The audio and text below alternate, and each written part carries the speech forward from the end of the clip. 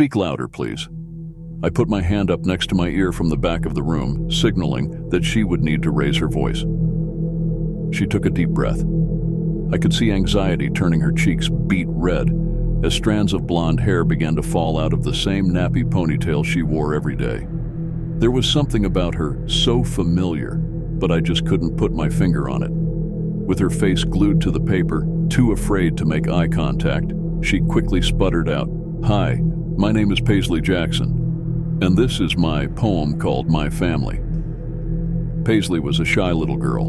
In fact, she was one of the quietest students I ever had in my 10 years of teaching.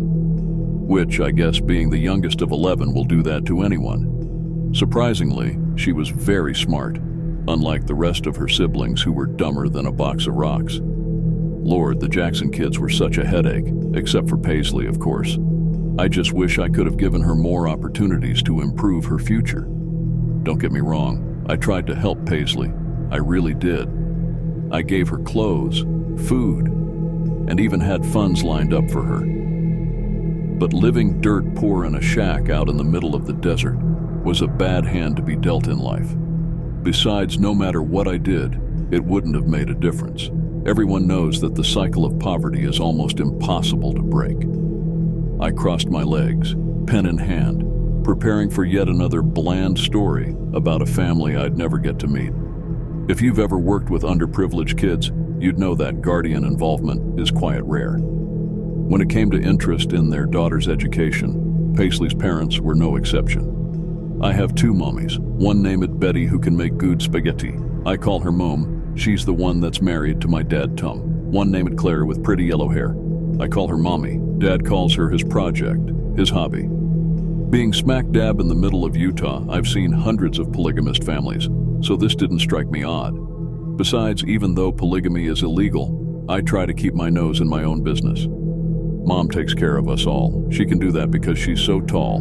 Mommy wears a pretty silver bracelet. She wears it because she's so famous. Wouldn't be the first time I saw kids coming up with stories about celebrity parents to add excitement to their ordinary lives.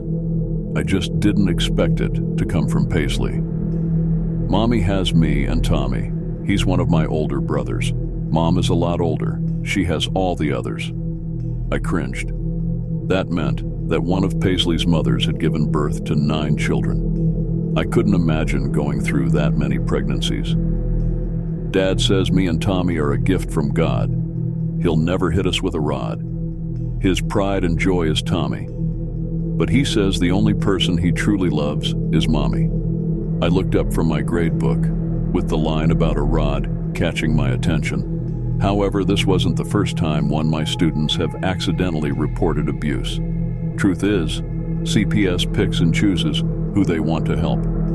Mom is having another baby. She's mad. Dad wants to name it Daisy. Mommy can't have no more kids. Her last one died of SIDS. Shifting in my seat, I scribbled down a note reminding myself to deliver my daughter's old baby clothes to the Jacksons' shack. As a mother myself, I know babies can be expensive. Dad says she did it on purpose because she wanted to run off and join the circus. Mom says it wasn't her fault. I promised to keep that secret in the me and her vault. I shook my head in sadness. How could someone blame a grieving mother for something she couldn't control? Mommy was the one Dad chose. He watched all of her school shows. They were joined in the night. Daddy says inside her is a lot of fight. Mom is just a cover. Dad doesn't really love her. I threw my hand up, a gesture meaning stop I had taught my students, but Paisley didn't look up. She continued to read, oblivious to my disappointed frown. Obviously, one of her siblings put her up to this as a joke. Mommy says she needs to get out. She wants to show me what life is all about. Dad gets mad. It's his biggest pet peeve. Mommy is sad. She just wants to leave. Mommy sings to me her favorite song. Mom says Dad's head is wired wrong. Shaking my head, I sighed. Another child with so much potential and such a kind heart was stuck in the middle of a lover's quarrel that didn't even involve her. Last birthday, I wanted to take Mommy to see her favorite basketball team. Mom made me a cake with frosted buttercream. I gotta go see the Knicks, but Dad said he made a mistake he couldn't fix. Nothing is the same anymore. I don't know why for sure.